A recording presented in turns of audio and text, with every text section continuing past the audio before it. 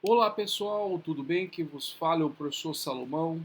Pessoal, vamos aqui dar seguimento à nossa videoaula. Vamos tratar agora pontualmente do imposto sobre exportação. Bem, primeiramente, pessoal, o imposto sobre exportação tem previsão constitucional dada no artigo 153, inciso número 2 da Constituição. Seguidamente, em razão da previsão constitucional, nós temos que o imposto sobre exportação é um imposto nominado federal, de natureza extrafiscal, de competência privativa da União. Outro ponto importante acerca do imposto sobre exportação é que incide o imposto de importação sobre um produto nacional ou nacionalizado. De toda maneira, é um produto que é extraído fisicamente do âmbito do território nacional, ingressando para o território estrangeiro. De toda maneira, de toda consequência, vamos aqui entendermos pontualmente as peculiaridades adicionais ao que seja imposto sobre exportação. Vamos começar, evidentemente, com a leitura da previsão constitucional do imposto sobre exportação. Olha o que diz o artigo 153 da Constituição, no seu inciso número 2. Compete à União instituir impostos sobre, inciso 2, exportação para o exterior de produtos nacionais ou nacionalizados. Bem, em razão da referência para o exterior e culminando efetivamente a leitura da regulamentação aduaneira, sabemos categoricamente que falarmos de exportação para o exterior é um pleonasmo. É um pleonasmo, mas um pleonasmo técnico, que significa dizer que o produto ele retira-se do território aduaneiro. E aí necessitamos relembrar o que seja zona primária, envolvendo pontualmente o local de ingresso e de saída de produtos e mercadorias do território aduaneiro de um país, que no caso pontualmente é o Brasil.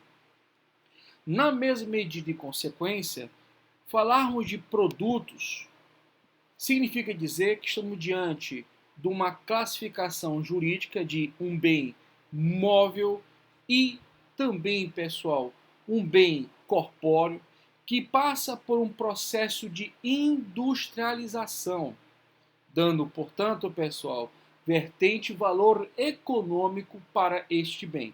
Assim sendo, seja decorrente de uma atividade natural e aí emprega uma finalidade econômica, seja efetivamente de todo um procedimento industrial envolvido, produto é essencialmente um bem móvel e corpóreo que se insere, pessoal, consequentemente, dentro de um objeto de comercialização.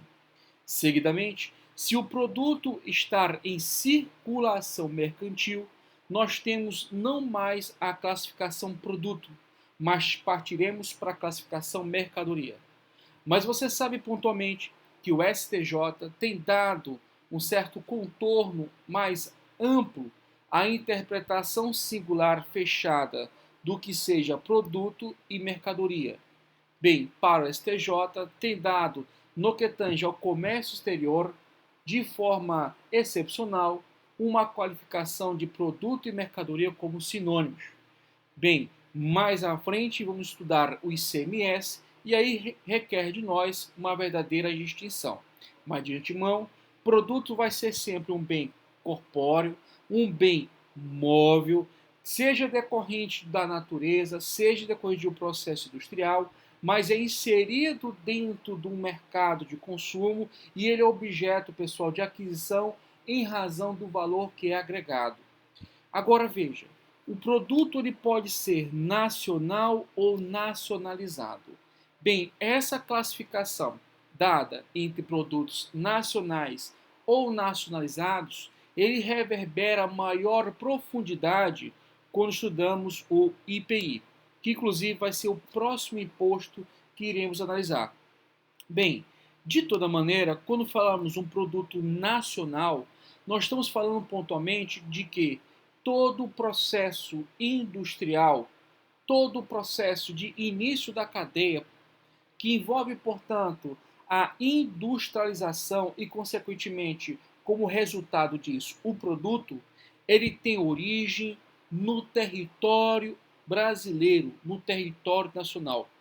Ou seja, falar de um produto nacional significa dizer pontualmente que todo o processo industrial de aperfeiçoamento, de montagem, de transformação, ou que seja, recondicionamento, enfim, todo o envolvimento para o nascimento desse produto foi feito dentro do território nacional. Requer, portanto, atenção que passou dentro do território nacional pelo processo produtivo industrial. Agora veja, pessoal, falarmos pontualmente em nacionalizado significa dizer que houve uma circunstância de importação desse produto, mas após ele ser ingressado no território brasileiro, fisicamente, ele estar em grau definitivo dentro do país, sendo razão pela qual ele amolda com uma nacionalização. Produto nacional é quando ele surge como produto, como resultado de todo um processo de industrialização no território brasileiro. E aí nós temos as situações que informam a transformação, o beneficiamento, a montagem, acondicionamento e renovação. Em contrapartida, nós temos produtos nacionalizados, ou seja, um produto que é originariamente importado, ingressando fisicamente no território nacional, no território aduaneiro, mas ele o faz em grau definitivo permanente. Aí, nesse sentido, pessoal, o ponto crivo ao nível fiscal para nós entendermos que aquele produto importado ingressou fisicamente no Brasil vai se dar pontualmente em razão do chamado desembaraço aduaneiro, que inclusive foi tema já estudado por nós no imposto sobre importação. Bem, como foram informações muito adicionais, eu vou trazer para vocês, primeiramente, pessoal, a previsão dada no artigo 46 do CTN. Vamos lá? Artigo 46.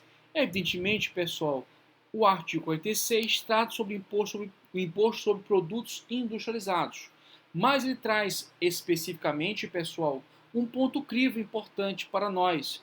E nesse sentido e consequência, eu destaco para vocês o parágrafo único do artigo 46, que diz o seguinte: para os efeitos deste imposto, considera-se industrializado o produto que tenha sido submetido a qualquer operação que lhe modifique a natureza ou a finalidade ou aperfeiçoe para o consumo. Seguidamente, pessoal, trago para vocês pontualmente o regulamento do IPI, que é o decreto 7.212 de 2010, e destaco para vocês de forma clara o artigo 3º, pessoal, deste decreto, que diz o seguinte: produto industrializado é o resultado de qualquer operação definida nesse regulamento como industrialização, mesmo incompleta, parcial ou intermediária.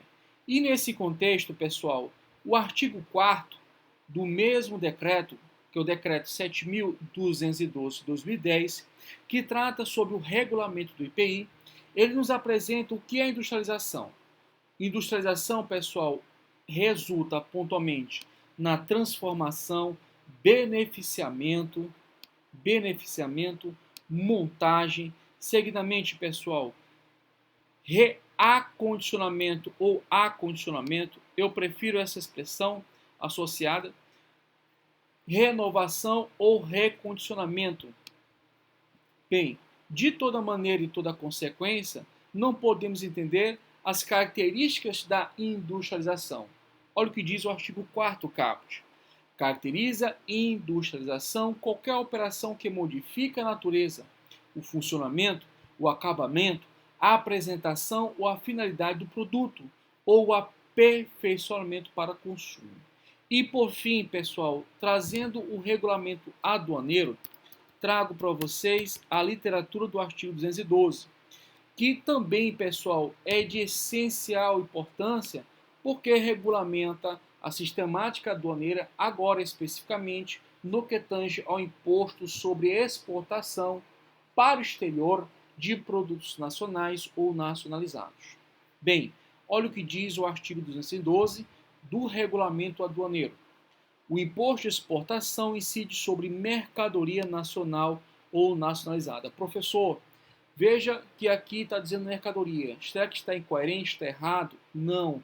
Acabamos de ver em aulas passadas, inclusive nós identificamos a leitura do STJ e vimos pontualmente que o entendimento dos tribunais superiores e que reflete também dos demais tribunais é que mercadorias e produtos para os efeitos do comércio exterior, ou seja, imposto sobre importação, imposto sobre exportação ou qualquer tributo envolvido ao processo de comércio exterior, é tratado na seara jurídica brasileira como sinônimos. Mas você sabe que produto e mercadoria são distintos. Mais uma vez, sem problema algum, estou aqui para te ajudar.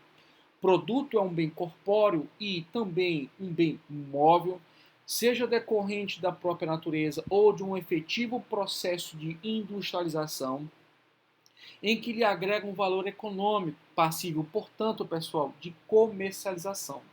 Agora veja, quando esse produto ele circula numa cadeia econômica, numa cadeia produtiva, ou seja, há uma circulação mercantil, eu não tenho mais a terminologia produto, eu tenho a terminologia mercadoria. Bem, mas para efeitos de comércio exterior no âmbito da legislação tributária brasileira, trate-os como sinônimos. Bem, nesse sentido e consequência, olha o que diz o parágrafo 1º do artigo 212. Considera-se nacionalizada a mercadoria estrangeira importada a título definitivo. Portanto, um produto é nacional quando ele é submetido a um processo de industrialização no âmbito do território brasileiro. Em contrapartida, um produto ele é nacionalizado quando ele é importado, ingressa fisicamente no território brasileiro e, seguidamente, pessoal, tem uma finalidade definitiva, permanente, de estar aqui no Brasil. Evidentemente, o seu ingresso e permanência definitivo é para fins comerciais, como questão óbvia. Mas, de toda maneira, para efeitos fiscais, se reconhece, portanto, pontualmente esse ingresso e a determinação, portanto, da sua condição física, tendo como um dos pressupostos o desembaraço aduaneiro. Tudo bem? Tranquilo? Vamos voltar aqui novamente. O artigo 153, portanto, pessoal, da Constituição, ele inaugura pontualmente o que seja, pessoal, a situação jurídica de incidência do imposto sobre exportação de produtos nacionais ou nacionalizados. Vimos pontualmente que o imposto sobre exportação é um tributo de competência privativa da União, ou seja, somente a União poderá instituir, somente a União poderá extinguir, somente a União poderá majorar, somente a União poderá reduzir a carga tributária relativa ao imposto sobre exportação. Outro ponto importante, clássico e determinante para o nosso raciocínio é que o imposto sobre exportação, pessoal, ele incide sobre a exportação para o exterior de produtos nacionais e nacionalizados. Professor, mas por que esse pleonasmo técnico? Exportação para o exterior. Bem, pessoal, há um certo período de tempo do Brasil, as constituições reconheciam que nas operações internas também envolviam a incidência do imposto de importação e de exportação. Aliás, pessoal, isso não mais reverbera a nossa realidade. Imposto sobre importação e imposto sobre exportação são tributos pontualmente que geram incidência, respectivamente, de tributos federais, impostos dominados federais, previstos pontualmente, pessoal, nos incisos 1 e 2 do artigo 153. Já a circulação de mercadorias no âmbito interno gera pontualmente a incidência, pessoal, a priori, do ICMS. As operações, portanto, em gerais de circulação de mercadorias geram a priori evidentemente, dos tributos, mas a priori o ICMS. Portanto, a Constituição ela fez um trabalho importante de fazer um mar divisor. Operações de comércio exterior, competência da União, imposto sobre importação, imposto sobre exportação, operações de comércio interno dentro da seara brasileira, nós temos o ICMS, competência privativa dos estados e também do DF, em razão da própria tipologia da escrita do artigo 155, que fala que compete aos estados e ao DF. Olha aqui, ó. Compete aos estados e ao DF. Portanto, uma questão histórica, por questões históricas, eu já disse isso várias vezes, nós chamamos de impostos estaduais, mas hoje essa tecnologia tem que ser melhorada, tem que ser avançada, que são impostos estaduais e também distritais. Cuidado que o Distrito Federal ele tem competência pessoal cumulativa no que tange aos impostos municipais, em razão do artigo 147. Bem, feito isso, feito tais explanações, feito, portanto, demais orientações correlatas e importantes para a nossa disciplina, vamos aqui, portanto, tratar de um outro tema relevante para a matéria, que é, especificamente, identificarmos, pessoal, o fato gerador. Bem, seguidamente, pessoal, fica claro que o fato gerador em que reverbera a incidência do imposto sobre exportação, pessoal, tem que ser, de fato, de forma efetiva, a exportação do produto. O produto seja nacional ou nacionalizado, exportando-o, nós temos efetivamente o fato gerador.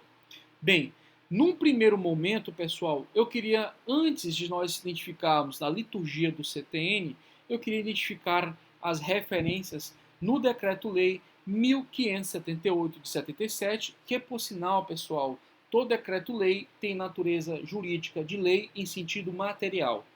Bem, primeiramente eu queria ler com vocês o artigo 6º. Olha o que diz pontualmente, pessoal, o artigo 6º.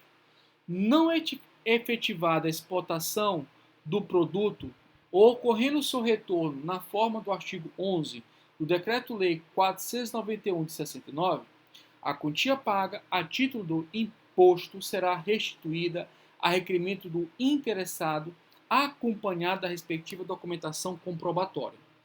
Bem, pessoal, o que nos remete a atenção? O artigo 1º, ele diz, aliás, ele reverbera, ele traz a mesma referência do próprio CTN, que diz que a exportação de produto nacional nacionalizado é o seu fato gerador. Olha o que diz o artigo 1º. O imposto sobre exportação para o estrangeiro de produto nacional nacionalizado tem como fato gerador a saída deste do território nacional.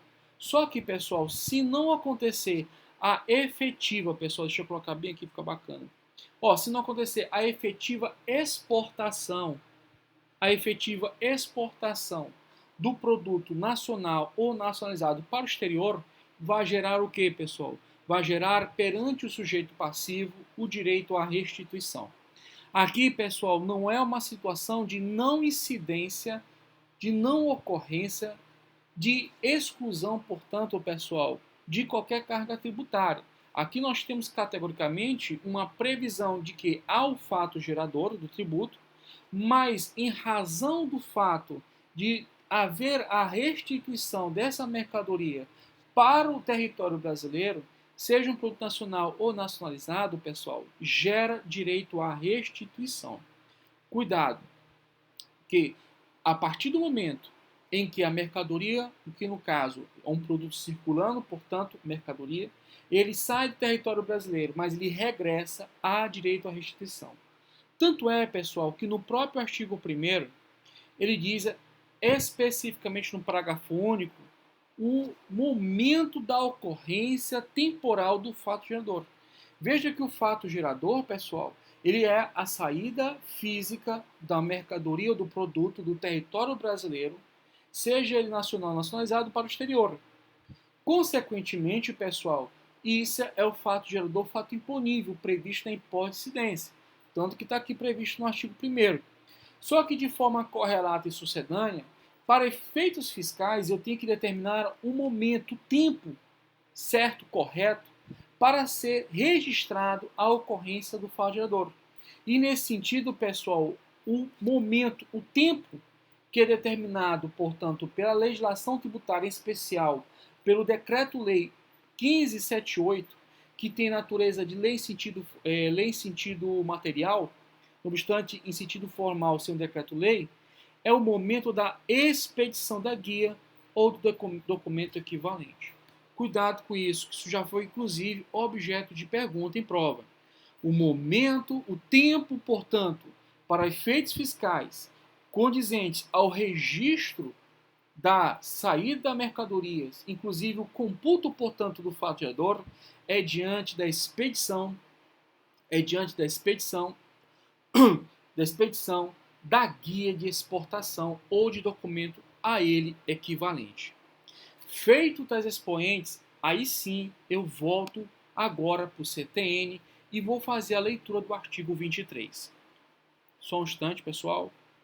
Bem, o artigo 23, portanto, inaugura o imposto sobre exportação, mas você sabe que é um imposto sobre a exportação para o exterior de produtos nacionais nacionalizados ou para o estrangeiro, porque o CTN, aliás, a Constituição e também o CTN fizeram uma correção a nível, pessoal, da possibilidade de, à época, não agora, né, lógico, exportando, importando, mas à época de que as operações internas não submetem à incidência pontual do imposto sobre importação e exportação, ainda mais agora pacificado plenamente pela própria Constituição.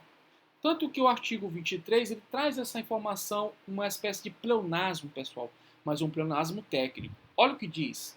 O imposto de competência da União sobre exportação para o estrangeiro. Parece questão assim de vício, de erro, mas não é isso não, o cara está sendo muito inteligente, muito sábio. Então, exportação para o estrangeiro de produtos nacionais e nacionalizados tem como fato gerador o que, meus amigos? A saída deste do território nacional. Só que o momento, cadê aqui? O momento certo para se registrar o tempo da saída para efeitos fiscais, etc., é através de um documento, gente, até mesmo para padronizar. Nesse sentido, é mediante expedição de guia de exportação ou documento por ele equivalente. Beleza, pessoal? Tranquilo? Tá de boa? Bem, pessoal, antes de falar dos princípios que regem, portanto, pessoal, ou melhor, excepcionam o imposto sobre exportação, vou falar um pouco da legalidade, da prioridade, já falo com vocês. Eu queria tratar também um outro ponto importante, que é associado, né? Não poderia jamais deixar de falar disso. É a questão que envolve, pessoal, o lançamento fiscal no que tange ao imposto sobre exportação. Bem, isso aí jamais eu poderia falar de fato gerador e não falar de lançamento fiscal. Seria até um equívoco profundo da minha aula. Bem, nesse sentido e consequência, eu queria lembrar para vocês que, diante das circunstâncias em que envolve pontualmente o imposto sobre exportação, nós temos especificamente, pessoal, que o lançamento do imposto sobre exportação ele é efetuado com base nas declarações prestadas pelo devedor na guia de exportação. Nesse sentido e consequência, pessoal, o lançamento é por declaração, tá? Nesse sentido e consequência, a demonstração clara disso está no parágrafo 1º do artigo 1º, parágrafo 1º do artigo 1º do Decreto-Lei 1578 de 1977. Tudo bem?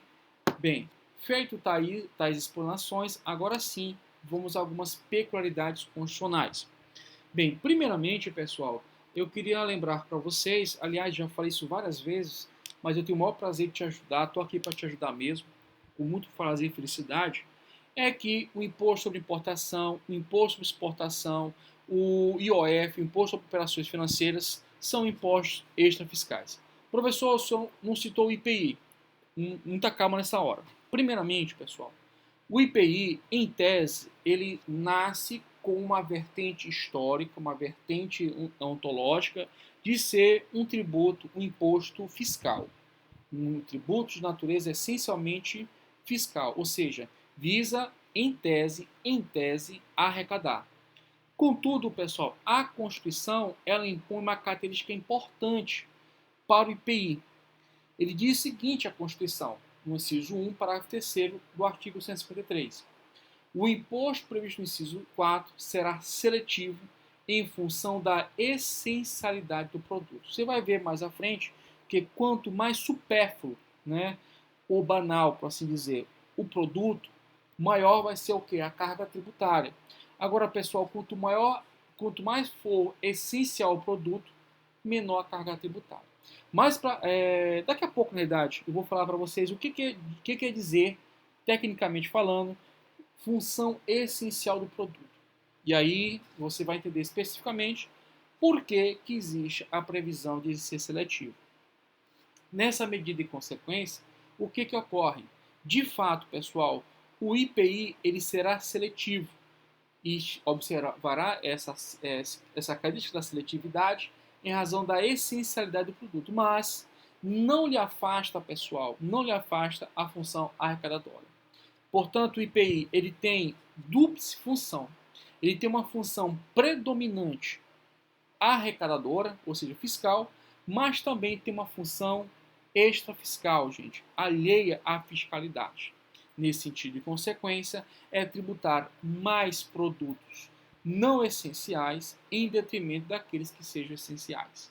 Bem, isso aqui é palco para próximas discussões com base efetivamente em jurisprudência e doutrina correlata. Bem, como havia prometido, vamos tratar especificamente dos princípios que excepcionam, mitigam ou atenuam.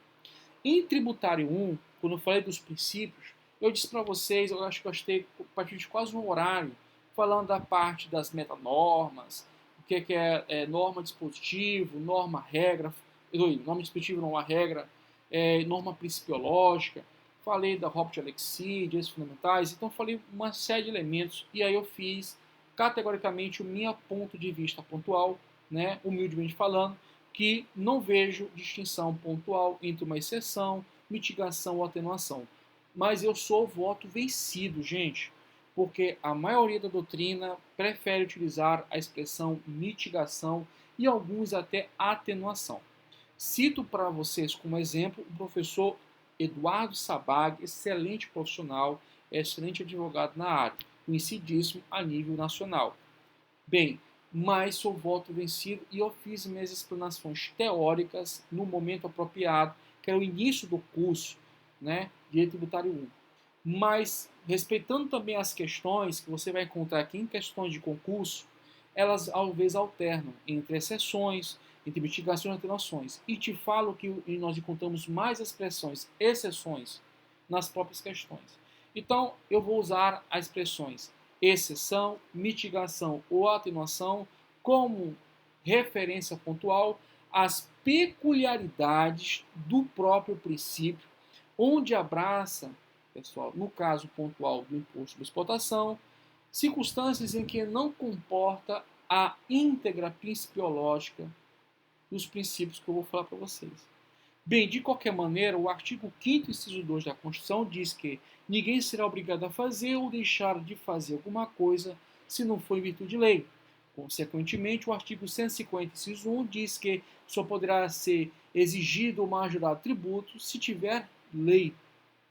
Consequentemente, nós temos a operação associada, aliás, vou até ler para vocês que ele é bem extenso, lá no artigo 150, parágrafo 6º da Constituição, a seguinte referência: qualquer subsídio ou isenção, redução da base de cálculo, concessão de crédito presumido, anistia ou remissão relativas a impostos, taxas e contribuições só poderá ser concedido mediante lei específica, federal, estadual ou municipal, que regule exclusivamente as matérias acima enumeradas ou correspondente tributo ou contribuição sem prejuízo do disposto dos artigos tais.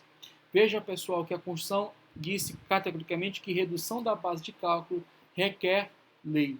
Nesse sentido e consequência, a Constituição, no seu artigo 153, facultou ao Poder Executivo, e aí envolve a Presidência da República, pontualmente por parte do Presidente da República, por meio de decreto presidencial, órgãos específicos como a Câmara, que é o CAMEX, e outros mais, como o Ministério da Economia, por meio de portarias, outras normas infralegais, poder, pessoal, alterar as alíquotas de impostos.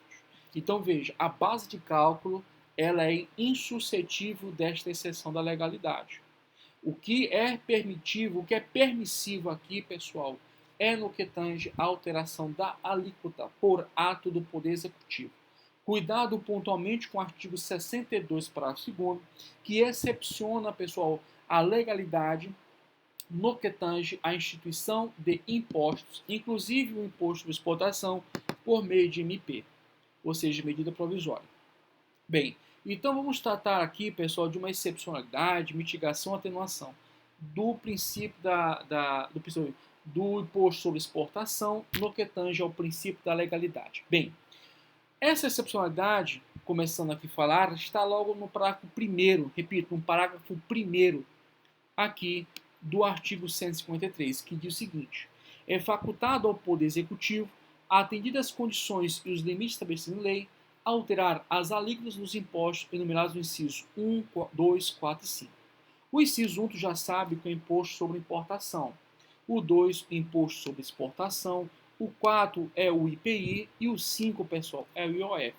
Tá? Só reverberando as informações, olha aqui, imposto sobre importação, exportação, IPI e IOF. Show de bola. Agora veja, pessoal, o que ocorre nessa medida de consequência? O imposto por exportação, ele também excepciona os princípios da anterioridade ordinária e da noventena, ou anterioridade dos 90 dias. Todos eles, pessoal, previstos no artigo 150, inciso 3º, alíneas A e B B e C da Constituição. Por que não o inciso A, a linha A? Porque a linha A do inciso 3º do artigo, pessoal, 150 da Constituição trata do princípio da irretroatividade. Bem, prova disso, nós encontramos aqui no parágrafo 1º do artigo 150 da Constituição, que diz: a vedação do inciso 3b, ou seja, o princípio da anterioridade do exercício financeiro seguinte, não se aplica aos tributos previstos nos artigos 148, 153, inciso 1, olha aqui, ó, imposto de exportação, inciso 2, 4 e 5, 154, 2, e a vedação do inciso 3c, ou seja, do princípio da noventena, não se aplica aos tributos previstos nos artigos 148, 1, 153, inciso 1, olha aqui o 2, ó, imposto sobre exportação. Inciso 3, inciso 5, artigo 154, inciso 2, nem a fixação da base de cálculo relativo aos impostos previstos no artigo 153, 155, 3 e 156, inciso 1. Então, repetindo, o imposto sobre exportação, ele excepciona, mitiga, atenua o princípio da legalidade no que tange à instituição de imposto extraordinário por meio de medida provisória. Eu vou até ler para vocês o dispositivo, que é importante. Olha o que diz o artigo 62, parágrafo 2º. Medida provisória que implica instituição ou majoração de impostos, exceto os previstos no artigo 153, olha aqui, gente, ó, inciso 2, só produzirá efeito no exercício financeiro seguinte se houver sido convertida em lei até o último dia daquele em que foi editada. E, seguidamente, pessoal, nós temos aqui o artigo 150.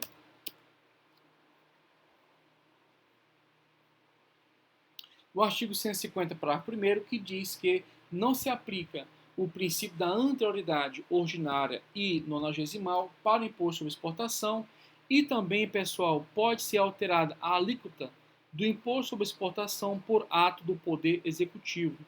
Aqui, ó. Parágrafo 1º, é alterado a alíquota do imposto sobre exportação, pessoal, por ato do Poder Executivo. Aí, seguidamente, está aqui, ó, inciso 2. Beleza? Tranquilo? Só para afirmar esse conhecimento, pessoal, eu queria também relembrar alguns pontos. O imposto sobre exportação, o imposto sobre importação, o IPI, o IOF e as IEGs e também os impostos residuais excepcionam o princípio da anualidade ou princípio da anterioridade do exercício financeiro seguinte. E os impostos de importação, exportação, imposto de renda, IOF, IEGs e impostos residuais excepcionam o princípio da noventena. Portanto, o IPI não excepciona a noventena e o imposto de renda não excepciona a anterioridade do exercício financeiro seguinte ou o princípio da anterioridade anual. Bem, Tranquilo, pessoal, já finalizando bem o conteúdo acerca da disciplina, falei do lançamento, do fato gerador, seguidamente falei da reimportação, né, que aí vai envolver especificamente, pessoal, a, a, a, a restituição, né, não constitui... Peraí, só um instantinho. Não, esse ponto aqui eu não falei para vocês, pessoal. Bem, no que tange pontualmente a reimportação, e aí reverbera a atenção ao artigo 491, ou artigo 11 do Decreto-Lei 491 de 69, eu não coloquei aqui, bem lembrado, Decreto-Lei 491. Pessoal, no que tange pontualmente a este decreto-lei, em atenção ao artigo 11, ele fala que não constitui fato gerador, pessoal, a reimportação. Até aqui. Ele não constitui fato gerador a reimportação. Então aqui, gente, o artigo 11. Não constitui fato gerador do imposto de importação e demais tributos, inclusive taxa de melhoramento, a reimportação de produtos nacionais que retornem ao país nas seguintes condições. Cuidado aqui, pessoal, porque o artigo 8º do Decreto-Lei 1578, ele fala da aplicação subsidiária das normas atinentes, pessoal, ao imposto sobre importação. Olha o que diz aqui, ó. No que couber, aplica-se subsidiariamente ao imposto de exportação a legislação relativa ao imposto de importação. Então, aqui é um raciocínio que nós temos que ter de forma analítica, sistematizando dois dispositivos. O primeiro deles, pessoal, é o seguinte, é que no imposto de importação não constitui fato gerador o que, gente? A reimportação. Só que, pessoal, a sistemática da legislação que tange ao imposto de exportação autoriza o que, pessoal? Autoriza a aplicação subsidiária da legislação relativa ao imposto sobre importação. Portanto, pessoal, da mesma medida em que se aplica a não ocorrência do fato gerador na reimportação do imposto de importação, também o será no imposto sobre exportação. Bem, dando seguimento ao trabalho, pessoal, já em grau de encerramento, é fato falar da base de cálculo e da alíquota, eu vou tratar com vocês, e também do contribuinte, eu vou tratar com vocês a questão que envolve a base de cálculo. Bem, aqui ainda nessa lei, eu vou ler com vocês o artigo 2º. Bem, o Decreto-Lei 1578 de 1977 diz o seguinte: a base de cálculo do imposto é o preço normal que o produto ou seu similar alcançaria ao tempo da exportação, em uma venda em condições de livre concorrência no mercado internacional. Então, qual seria a base, a referência para nós calcularmos o imposto sobre exportação no que tange, pessoal, a expressão econômica do fato gerador, ou seja, base de cálculo?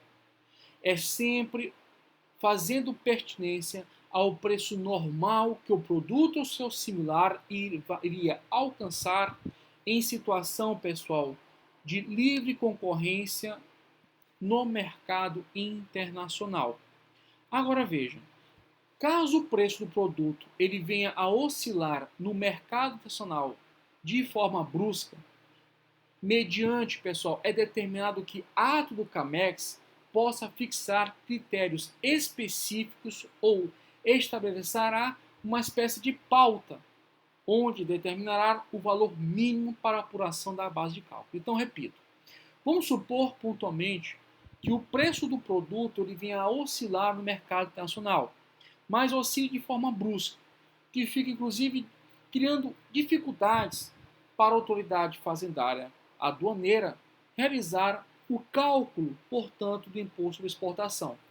Nesse sentido, pessoal, compete à Câmara do CAMEX realizar pontualmente, pessoal, o estabelecimento de critérios específicos ou determinar uma espécie de pauta fixando o valor mínimo para a apuração da base de cálculo do imposto sobre exportação. Nesse sentido e consequência, leio para vocês o artigo 2º, parágrafo 2º do Decreto-Lei 1578 de 1977. Olha o que diz. Quando o preço do produto for de difícil apuração ou suscetível de oscilações bruscas no mercado nacional, o Poder Executivo, mediante ato da CAMEX, fixará critérios específicos ou estabelecerá pauta de valor mínimo para a apuração da base de cálculo. Bem, no que tange, pessoal, especificamente a alíquota do imposto sobre exportação, chamo a atenção para vocês do artigo 3º do mesmo dispositivo. Mas antes, a alíquota base do imposto sobre exportação, pessoal, é de 30%, ok? Essa é a alíquota base de 30%. Agora, ressalvado se o Poder Executivo fixar outro patamar de alíquota. É bem simples. Então, o patamar da alíquota, como regra, é 30%, mas ressalvado, evidentemente, a fixação de um outro patamar, de uma outra alíquota, por meio de ato do Poder Executivo. Agora vejam, se ele for majorar acima dos 30%, existe um teto, gente, que é 5 vezes o percentual de 30%, ou seja, 150%. Porque 30 vezes 5, 150. Então, repetindo, a regra é a alíquota ser de 30%, mas o Poder Executivo poderá fixar um percentual acima ou abaixo. Mas cuidado, jamais ultrapassar o teto de 150%. Mas antes, pessoal, de eu ler o dispositivo, eu queria deixar bem claro para vocês uma seguinte notação. Pessoal, não é de hoje que nós sabemos que o Brasil é um grande exportador de commodities. Commodities do hidrocarboneto, de carne, agrícola, de semente. Bem, o país é um grande exportador nesse sentido de commodities. E, evidentemente, pessoal, as grandes economias, aliás, as economias em gerais, são verdadeiros estimuladores da exportação.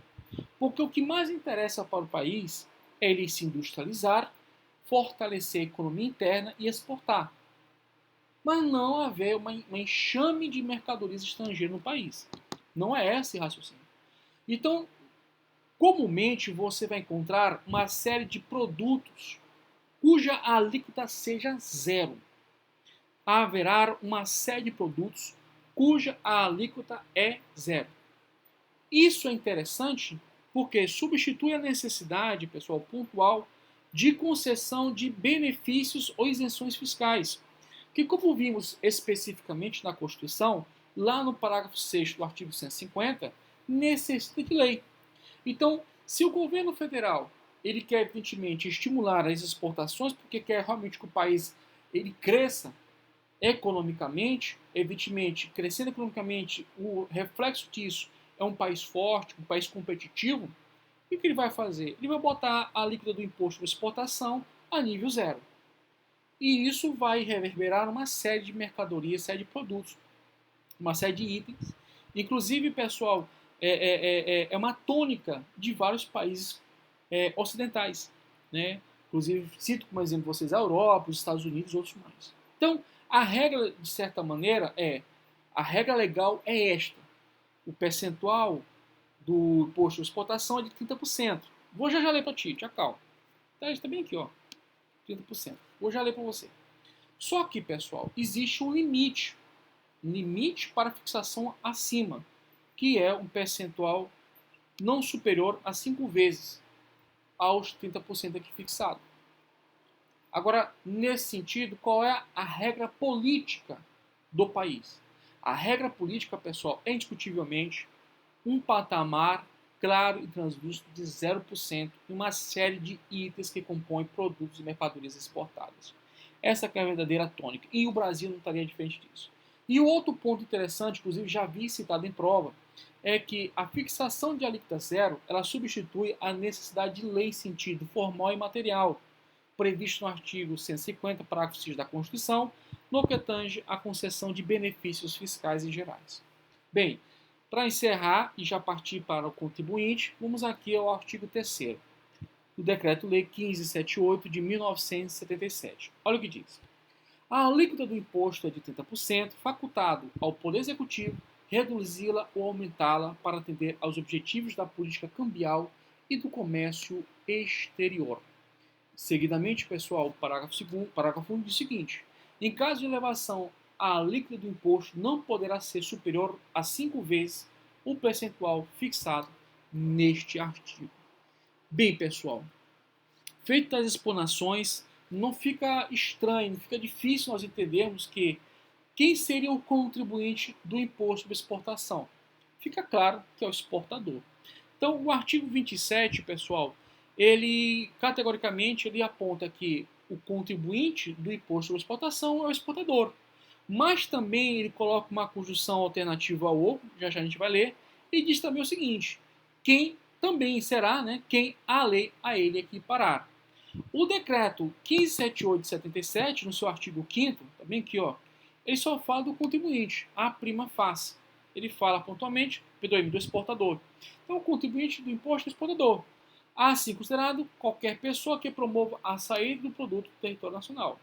Consequentemente, para finalizar este bloco de aula, o artigo 27 do CTN diz o seguinte: o contribuinte do imposto é o exportador ou quem a lei a ele equiparar.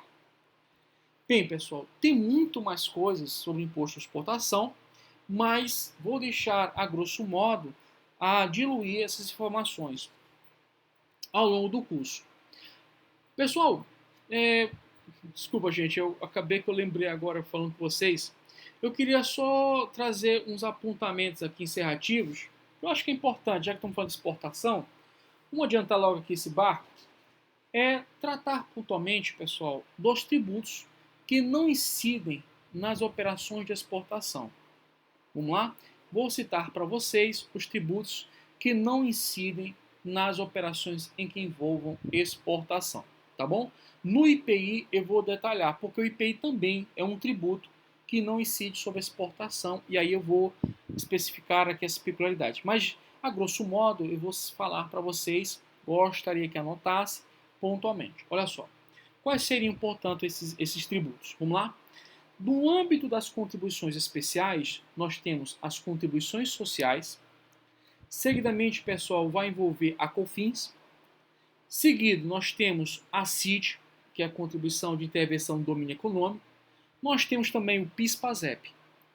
No que tange aos impostos, nós temos o IPI, o ICMS, o ISS ou ISS-QN.